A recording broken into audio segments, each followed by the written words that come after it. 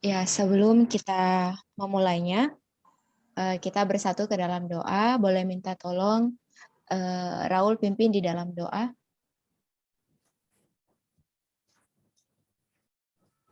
Amin. Teman-teman, mari kita bersatu dalam doa.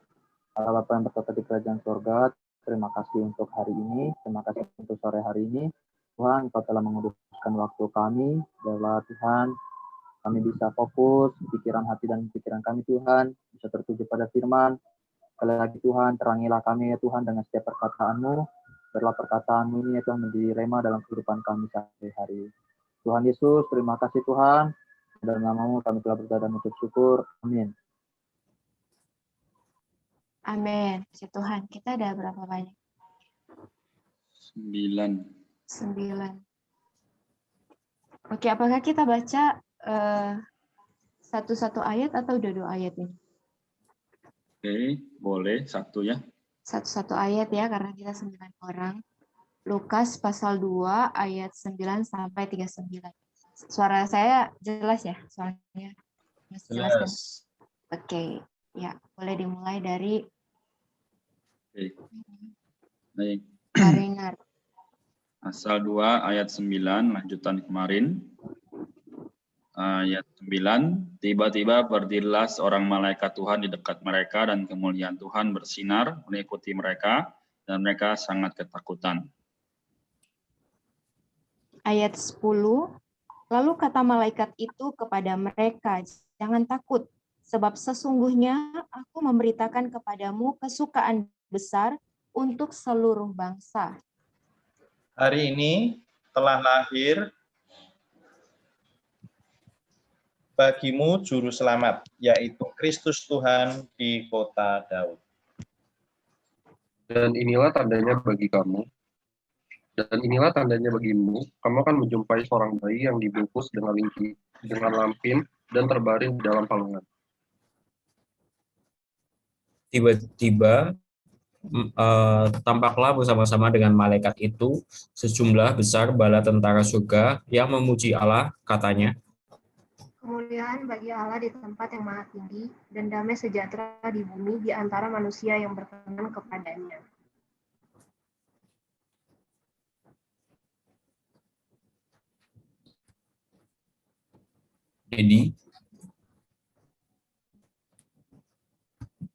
Jadi apakah bisa ayat 15? Berapa, Pak? 15.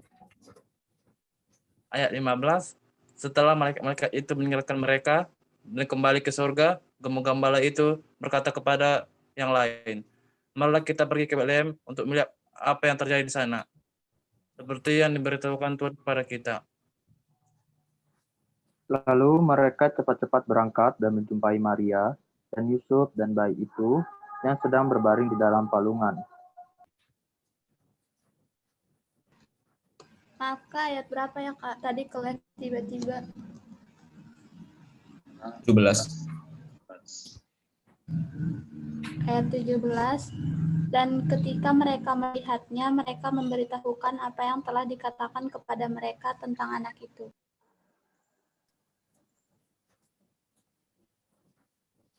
Ayat 18. Dan semua orang yang mendengarnya heran tentang apa yang dikatakan gembala-gembala itu kepada mereka. Amin. Kemudian ayat 19, tetapi Maria menyimpan segala perkara itu dalam hatinya dan merenungkannya. Ayat 20, maka kembalilah gembala-gembala itu sambil memuji dan memuliakan Allah karena segala sesuatu yang mereka dengar dan mereka lihat, semuanya sesuai dengan apa yang telah dikatakan kepada mereka.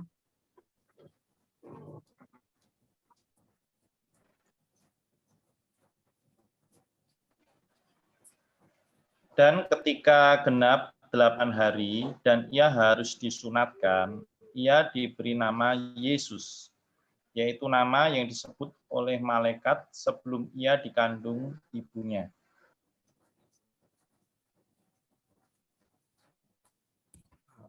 Oke, Agbi enggak deh.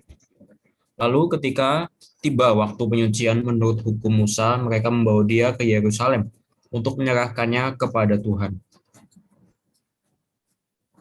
Seperti ada tertulis dalam hukum Tuhan, semua anak laki-laki sulung harus dikuduskan bagi Allah.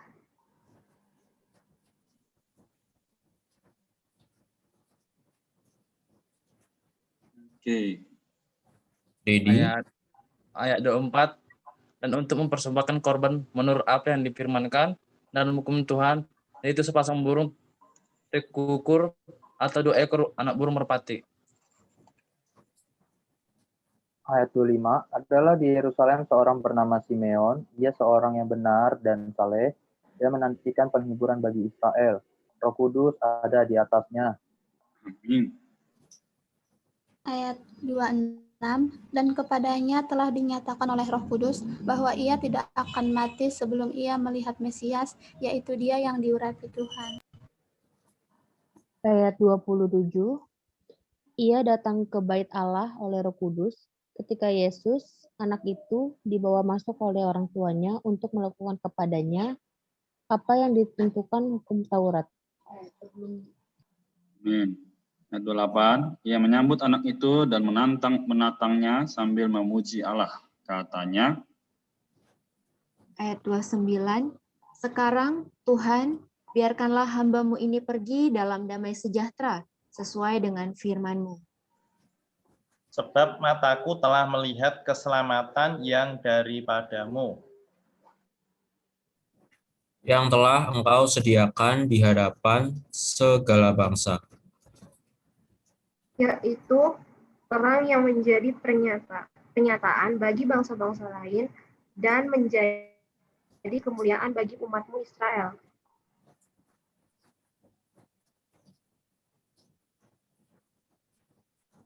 amin. Dedi ayat 33, Dan Bapa serta ibunya amat heran akan segala apa yang dikatakan tentang dia. Amin. 34, lalu Simeon memberkati mereka dan berkata kepada Maria, ibu anak itu, sesungguhnya anak ini ditentukan untuk menjatuhkan atau membangkitkan banyak orang di Israel dan untuk menjadi suatu tanda yang menimbulkan perbantahan. Amin. Ayat 35, dan suatu pedang akan menembus jiwamu sendiri, supaya menjadi nyata pikiran hati banyak orang. Ayat 36, lagi pula di situ ada Hana, seorang nabi perempuan, anak Fanuel dari suku Asyer. Ia sudah sangat lanjut umurnya, sesudah kawin ia hidup 7 tahun lamanya bersama suaminya. 37, dan sekarang ia janda dan berumur 84 tahun. Ia tidak pernah meninggalkan bait Allah dan siang malam beribadah dengan berpuasa dan berdoa. Ayat 38, dan pada ketika itu juga datanglah ia ke situ dan mengucap syukur kepada Allah dan berbicara tentang anak itu kepada semua orang yang menantikan kelepasan untuk Yerusalem. dan setelah selesai semua yang harus dilakukan menurut hukum Taurat, kembalilah mereka ke kota kediamannya, yaitu kota Nazaret di Galilea.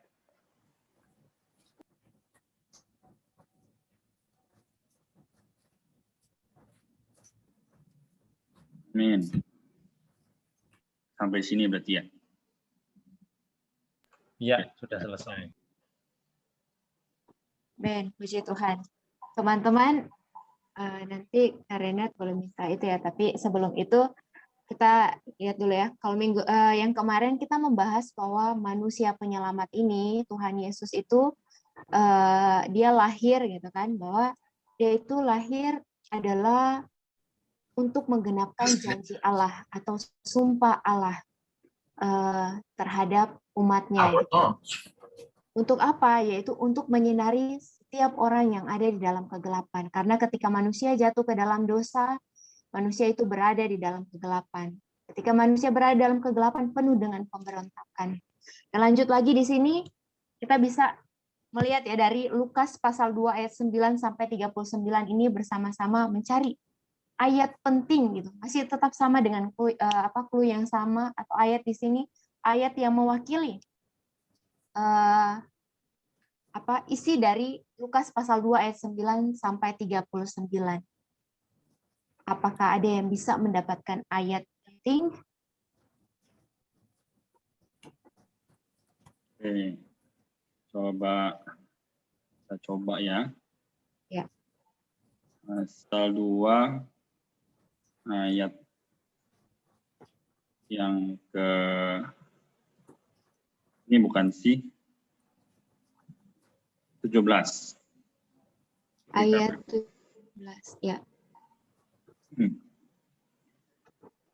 Oke, saya 17 ya, jangan ada yang ngambil. Oke, ditambah clue lagi ya.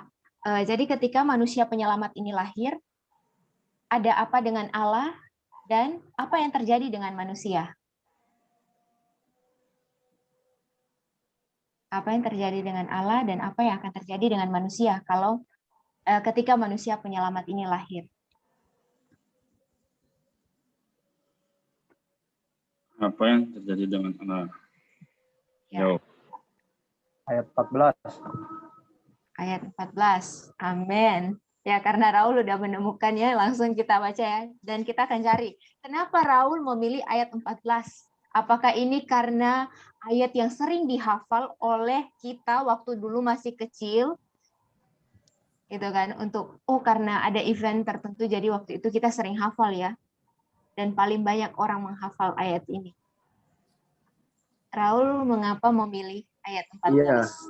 Ya. Jadi di ayat 14 ini juga sering di gereja-gereja tuh kayak misalnya di HKBP ya, itu sering mengucapin kalimat ini, kemuliaan bagi Allah di tempatnya maha tinggi dan damai sejahtera di bumi di antara manusia yang berkenan kepadanya. Itu sering tuh diucapin gitu. Terus juga kadang-kadang hafal hayat gitu ya, ada aja ini. Jadi itu kayaknya ini poin penting gitu. Terus juga kalau ada apa ya, kalau di SMA, waktu SMA ataupun SMP tuh kalau liturgi ya, namanya tuh liturgi. Nah, ini ada ayat hafalan ini. Kayaknya ya, karena ini ya, karena sudah umum ya, familiar sama ayat ini, jadi Raul pilih ayat ini. Oke, minta tolong Karener menampilkan layarnya, screen-nya. Jadi kita lihat ya, mengapa memilih ayat 14 dan bukan ayat yang lain. Yang pertama, kemuliaan bagi Allah di tempat yang maha tinggi dan damai sejahtera di bumi di antara manusia yang berkenan kepadanya. Di dalam kitab, sebentar saya melihat dulu ya, kemuliaan. Kata kemuliaan ini, kalau di dalam Keluaran pasal 40 ayat 34, itu berkata, lalu awan itu menutupi kemah pertemuan dan kemuliaan Tuhan memenuhi kemah suci. Ketika mengapa memilih ayat ini, karena pertama, kemuliaan bagi Allah di tempat yang maha tinggi. Yang pertama, ketika Tuhan Yesus lahir yang adalah Allah itu sendiri, dia sebagai manusia penyelamat, dia lahir, dia menyatakan dirinya. Allah terekspresi. Awalnya di zaman Perjanjian Lama kita tidak bisa melihat Allah yang maha tinggi, Allah yang yang begitu besar gitu kan. Kalau dulu itu dia tidak terhampiri, tapi puji Tuhan ketika kelahiran Tuhan Yesus dia dapat terekspresikan. Allah itu dapat ternyatakan, Allah itu dapat dilihat gitu. Dan ketika ada Allah, barulah disambung dengan dan damai sejahtera di bumi di antara manusia yang berkenan kepadanya. Tanpa Allah, manusia penuh dengan yang tadi, pemberontakan, penuh dengan kerusakan, penuh dengan kegelapan dan lain sebagainya. Tetapi ketika ada Allah, ada damai sejahtera.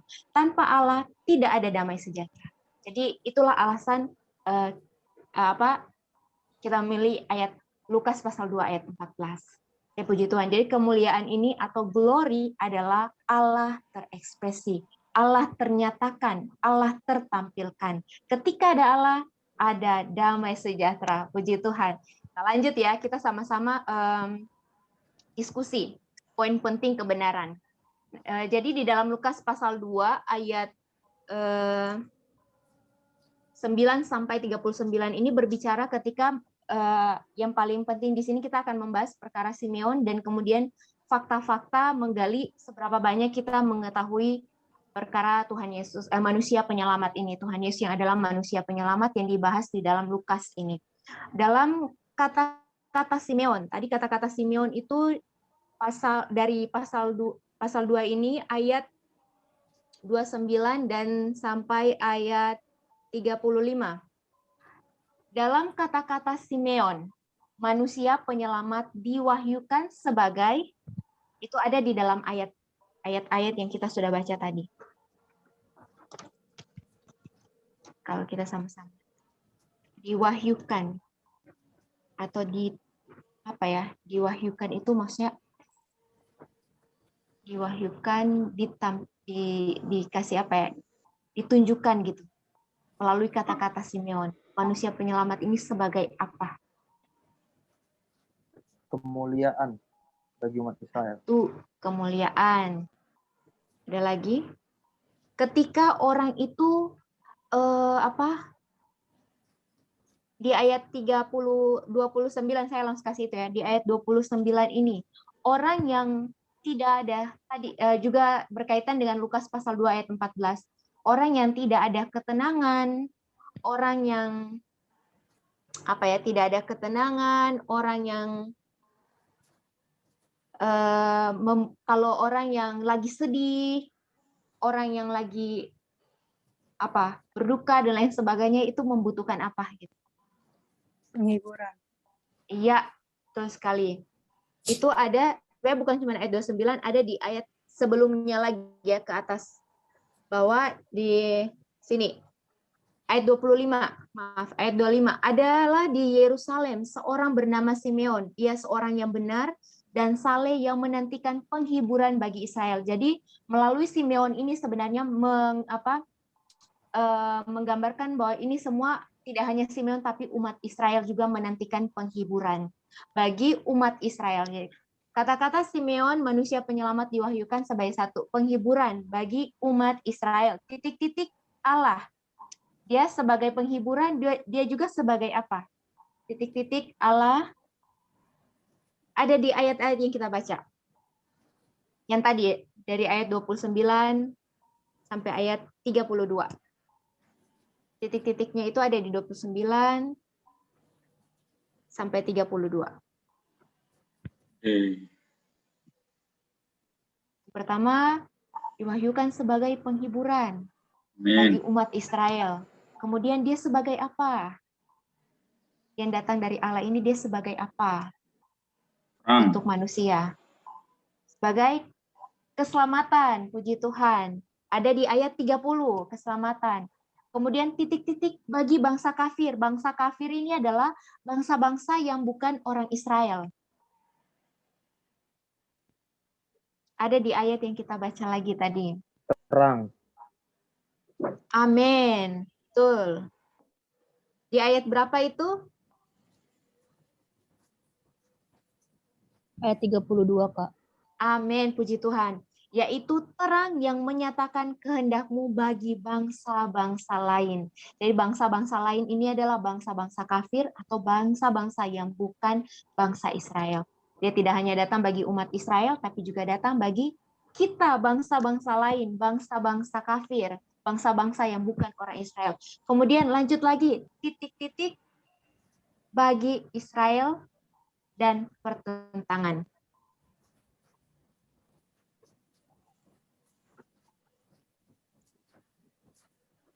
Ada? Kemuliaan. Amin, betul sekali. Ayat berapa itu? 32 juga, Kak. Amin, betul. Dan menjadi kemuliaan bagi umat-Mu Israel. Jadi sampai di sini udah dapat ya poin-poinnya. Semuanya ada di dalam ayat yang kita baca. Nah, sekarang kita masuk ke dalam fakta, tapi juga ada diambil di dalam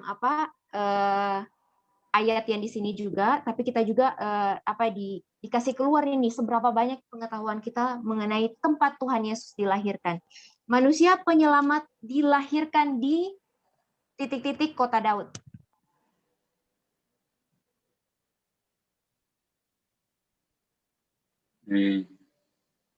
Mana ya? Kota Daud itu, atau ingat aja Tuhan Yesus lahir di mana ya? Kayak gitu. Tuhan Yesus lahir di Tuhan tempatnya nama kotanya gitu. Bethlehem. Di mana? Bethlehem. Amin, di Bethlehem. Amin. Kirain tadi mau bilang di Yerusalem. Waduh, gawat nih. Manusia penyelamat dilahirkan di Bethlehem, kota Daud. Dan tinggal di sana hanya dalam waktu singkat. Tetapi dia dibesarkan di titik-titik. Nazaret. Amin, Nazaret. Ayat berapa itu Nazaret?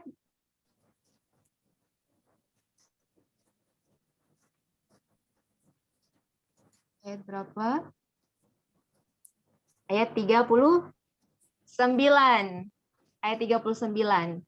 Kemudian kota yang dipandang rendah. Jadi kota Nazaret ini adalah kota yang dipandang rendah yang berada di wilayah yang diremehkan. Jadi kita udah di mana? Ya, kota yang berada di titik-titik wilayah. Atau gimana? Tuh, bentar, layarnya kepotong nih. Di mana ya ini? Ya, tempat Tuhan Yesus dibesarkan. Dia kan lahirnya di Bethlehem, tapi dia dibesarkannya di mana? Iya, betul. Di Nazaret. Nazaret. Jadi kayak gini. Nazaret ini wilayah dari kota apa? Atau istilahnya kukusan. Wilayah dari Galilea. Amin. Betul sekali.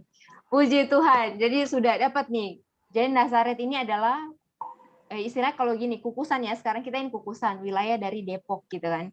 Jadi Nazaret ini wilayah dari Galilea ini. Wilayah ini diatur oleh kedaulatan Allah untuk menjadikan dia orang yang diremehkan. Titik-titik adalah ciri lain dari hidup insani penyelamat. Ayo. Ciri.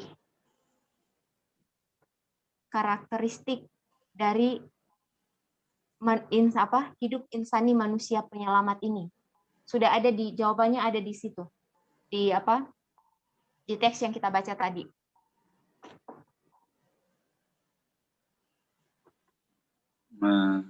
Karena dia lahir di kota yang dipandang rendah gitu kan. Diremehkan. Maka Tuhan Yesus sebagai manusia penyelamat yang lahir di tempat itu jadi apa? Rendah. Ya. Menjadi kuat. Ya, dipandang rendah. Kan orang kalau lahir di tempat yang seperti itu pasti dia lahir di tempat ini, kayak gitu kan. Jadi dipandang rendah, diremehkan. Jadi melalui hari ini kita belajar bahwa Tuhan Yesus itu dia datang, dia dilahirkan bukan dengan kemuliaan yang besar, seperti kalau Kak Iva lahir di rumah sakit kan, tempat yang ya masih bagus lah ya, ada yang mungkin lahir di rumah, tapi Tuhan Yesus itu lahir di kota yang dipandang rendah, yang diremehkan. Tuhan tidak datang hanya sebagai raja, dia tidak datang hanya sebagai hamba penyelamat, tapi dia juga datang sebagai manusia penyelamat yang begitu datang dengan kerendahan, gitu ya. Jadi puji Tuhan melalui ini supaya kita semakin melihat inilah Tuhan kita. Amin. Ya, ada yang mau sharing? Mungkin waktunya makan banyak ya. Ada yang mau sharing? Boleh dipersilahkan.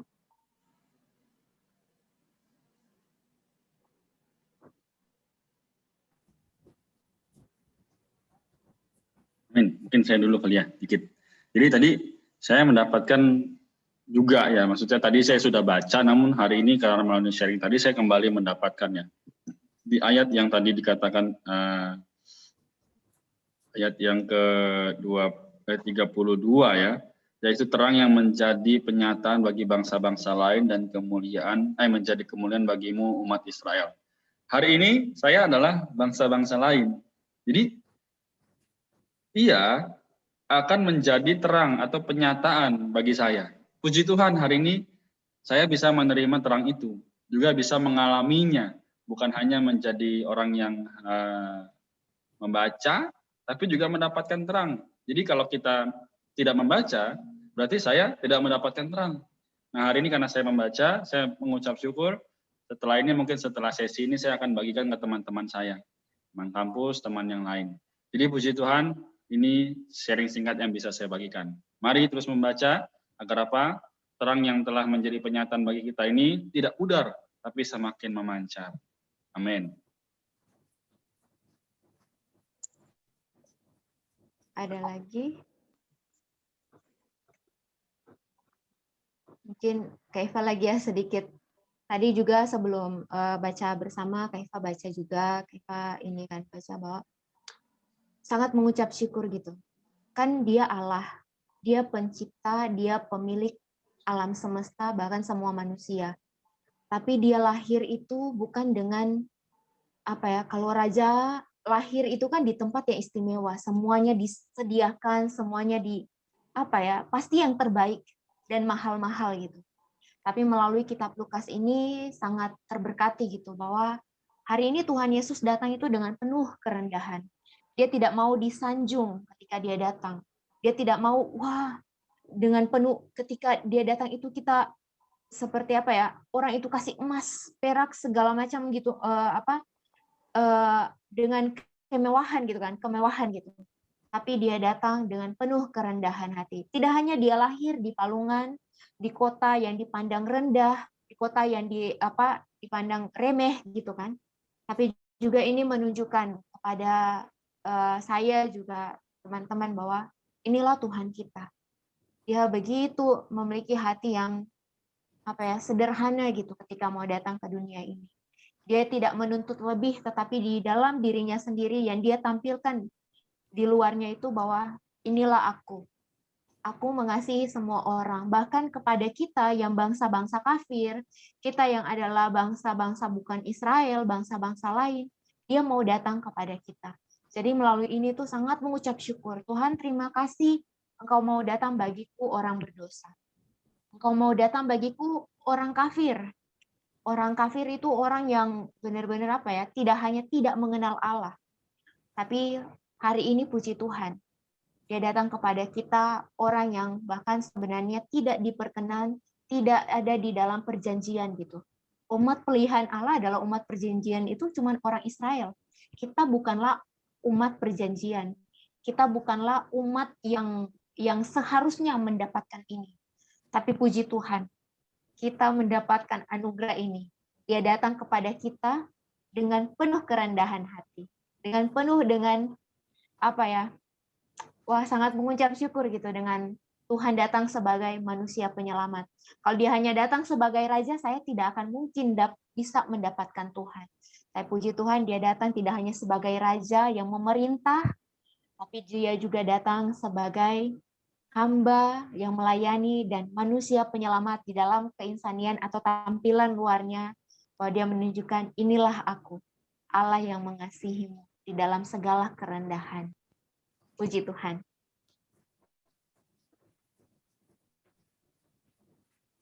Amin. Dari bahasan tadi, bagaimana teman-teman lain? Ada yang mau tanya?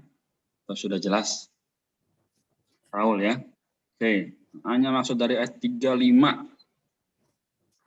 Nanya ke Kak yang mana nih Raul? Eko, ayo Kak Eva atau Bang? Kak Eko. Oke, saya ya. Ayat 35 kan bilang, ya itu yang saya tanya. Oke, suatu pedang akan menembus jiwamu sendiri supaya menjadi nyata pikiran hati banyak orang. Ya, jadi tadi saya sudah belajar ya, baca-baca lagi. Jadi pedang di sini adalah artinya penderitaan ya. Jadi bukan suatu fisik ya, tapi ini adalah lambang dari mana penderitaan, juga kesulitan ya, bahkan mungkin cacian, hinaan itu akan menyusup ya batin orang yang melahirkan nanti atau melahirkan Yesus ya.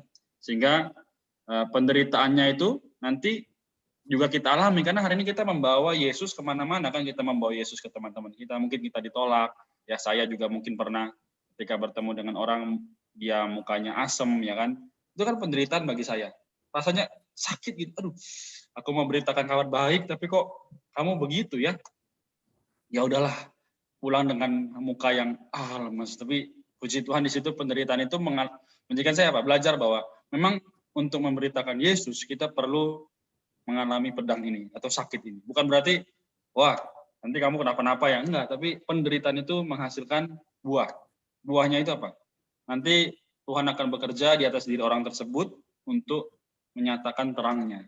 Amin ya. Jadi penjelasan singkatnya demikian, Raul, yang saya telah pelajari. Amin. Ya, mungkin saya juga mau tambahkan di poin itu aja ya. Tadi ayat penting ya. Ayat penting tadi kan kita mengambil ayat Lukas pasal 2 ayat yang ke-14 ya. Jadi ayat pentingnya tadi adalah kemuliaan bagi Allah di tempat yang maha tinggi dan damai sejahtera di bumi di antara manusia yang berkenan kepadanya. Nah, dari ayat penting ini saya menggarisbawahi kata penting kemuliaan bagi Allah ya. Nah, sebenarnya kalau kita boleh merenungkan ya, apa sih kemuliaan bagi Allah itu maksudnya apa? Apa maksudnya Allah dimuliakan? Ya, kita seringkali kan ini kata-kata favorit kita ya, hidup kita adalah untuk memuliakan Allah ya, studi kita adalah untuk memuliakan Allah. Mungkin nanti kalau kita bekerja ya, kita juga mau memuliakan Allah. Nah, tapi bagaimana ya memuliakan Allah itu di dalam aspek pengalaman praktis kita? Nah, ini perlu kita renungkan. Dan melalui ayat ini sebenarnya kita melihat sebuah perubahannya dari perjanjian lama ya, kalau kita melihat di perjanjian lama ya, ketika Allah ya dimuliakan itu selalu berkaitan dengan sesuatu yang luar biasa ya, entah seperti Musa ya di atas gunung ya, ketika dia menerima 10 perintah Allah ya, itu maka bangsa Israel tidak boleh mendekat ya ke gunung itu, hanya boleh Musa saja ya. Yang lain kalau mendekat mereka bisa mati ya. Jadi artinya di dalam perjanjian lama itu sesuatu yang spektakuler ya, jadi sesuatu yang mujizat ya, yang berkaitan dengan kemuliaan Allah. Tetapi ada satu perubahan di dalam perjanjian baru, ya, kemuliaan Allah ini justru dihadirkan di dalam diri Tuhan Yesus. Ya, artinya apa? Artinya kemuliaan Allah di dalam perjanjian baru itu adalah ketika Allah diekspresikan sebagai seorang manusia, yaitu siapa? Yaitu Tuhan Yesus. Amin. Ya, ini kata pentingnya ya. Kemuliaan Allah itu adalah ketika Allah diekspresikan di dalam manusia, yaitu Tuhan Yesus. Ya, Tuhan Yesus penuh dengan kasih. Tuhan Yesus ya penuh dengan kelemah lembutan. Ya, Tuhan Yesus penuh dengan belas kasihan. Tuhan Yesus menyembuhkan banyak orang. Tuhan Yesus mengusir setan. Nah, itulah Allah dimuliakan. Nah, hari ini kan Tuhan sudah tidak di atas muka bumi, betul tidak? Ya kan? Lalu bagaimana Allah kok tetap bisa dimuliakan itu bagaimana? Nah, sebenarnya nanti kita akan melihat ya perjalanan Tuhan. Ya, dia menempuh kehidupan yang sempurna sebagai seorang manusia selama 33,5 tahun. Dia mati di kayu salib untuk membereskan masalah dosa kita. Di atas kayu salib dia juga menghancurkan iblis. Ya, semalam kita membahas tentang janji Tuhan terhadap itu ya, Adam dan Hawa. Keturunanmu ya akan aku akan mengadakan permusuhan antara keturunanmu dengan keturunannya. Itu mengacu kepada keturunan perempuan yang adalah Tuhan Yesus ya. Keturunanmu ya, keturunannya akan meremukkan kepalamu. Itu digenapi ketika Tuhan Yesus di atas kayu salib, dia meremukkan kepala iblis, kepala ular ya. Nah, dia bangkit. Ya, Tuhan kita bukan Tuhan yang berakhir di kubur, dia adalah Tuhan yang bangkit. Ketika dia bangkit, dia juga naik ke surga. Dan ketika dia naik ke surga, dia mencurahkan ya Roh Kudusnya kepada setiap kita. Nah, sebenarnya sebelum itu di dalam Yohanes nanti kita membaca ya, sebelum Tuhan naik ke surga, dia juga mengembusi para murid dengan Roh Kudus. Itu di Yohanes pasal 20. Ya, jadi Tuhan 2000 tahun yang lalu adalah terwujud sebagai seorang manusia Yesus. Hari ini Tuhan ada di dalam roh kita. Ya, Tuhan ingin meraja di dalam hati kita. Ya, supaya apa? Supaya sekarang kehidupan Tuhan itu bisa tertampil melalui kehidupan kita. Perkataan kita. Ya, cara kita, bahkan cara kita ini yang berpakaian, ya, cara kita berbicara, cara kita merespon perkataan orang lain. Ketika itu adalah kita mengekspresikan ya keinsanian Tuhan Yesus, disitulah sebenarnya Allah itu dimuliakan. Ya. Nah, bagaimana kita bisa mengekspresikan keinsanian Tuhan? Nah, ini kita perlu apa? Mengalami satu pertumbuhan rohani. Ya, di Galatia, Rasul Paulus mengatakan, aku telah disalibkan bersama dengan Kristus, yaitu Galatia pasal 2 ayat 19-20 ya. Aku telah disalibkan bersama dengan Kristus. Namun aku hidup, tetapi bukan lagi aku sendiri yang hidup, melainkan Kristus yang hidup di dalam aku. Jadi kita sebagai anak-anak Allah, ya, sebagai orang Kristen, seharusnya bukan lagi kita sendiri yang hidup, tetapi Kristuslah yang kita perhidupkan. Ya, nah disitulah sebenarnya ketika kita memperhidupkan Kristus, disitulah Allah itu dimuliakan. Amin. Ya. Jadi bukan lagi sesuatu yang melulu spektakuler ya, mujizat ya. Misalnya kita kan pikiran kita selalu ketika orang buta bisa melihat, ketika yang sakit kanker disembuhkan, ketika yang lumpuh berjalan. Ya, sebenarnya bukan cuma itu. Ya. Justru Allah itu dimuliakan adalah melalui kehidupan kita yang normal sehari-hari ini loh. Ya kan, kita pagi-pagi bangun apa yang kita kerjakan. Kita belajar mengingat Tuhan, kita bersekutu dengan Tuhan ya. Kita mau kuliah online, apa yang kita lakukan? Ya, kita berdoa dengan singkat. Oh Tuhan Yesus, berkati kuliahku. Oh Tuhan, pimpin aku Tuhan.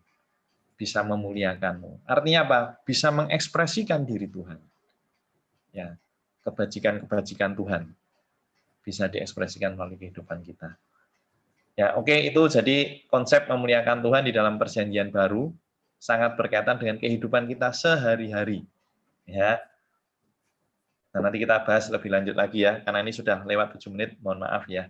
Karena tadi mulainya juga agak-agak mundur, jadi mohon izin lewat 7 menit. Sekian dari saya, terima kasih. Puji Tuhan, terima kasih Kak Eko, Kak Renard. Karena sudah waktunya kita harus ini ya berpisah, tapi sebelum itu kita berdoa dulu. Bisakah doa kita dipimpin oleh Kak Bella? Kak Bella. Aku Kak. Iya. Oh, boleh. Mari teman-teman, kita bersama dalam doa. Allah kami yang bertata dalam kerajaan surga, puji syukur kami panjatkan kepadamu Tuhan atas penyertaan Bapa di sepanjang depan kami. Bapa yang baik, kami telah mendengarkan sedikit sharing dari firman-Mu Bapa. Biarlah firman-Mu Tuhan bisa kami terapkan dalam kehidupan kami Pak, dan dapat kami mengerti Bapa apa maksud dari firman-Mu Tuhan. Bapa yang baik, terima kasih Bapa, mungkin dari antara kami Bapa dan aktivitasnya Bapa, berkati Bapa agar aktivitas mereka dilancarkan Tuhan. Inilah doa dan permohonan kami Tuhan Yesus, kami alaskan di dalam Yesus, haleluya, amin. Puji Tuhan. Tapi sebelum kita berpisah, kita ambil foto dulu ya.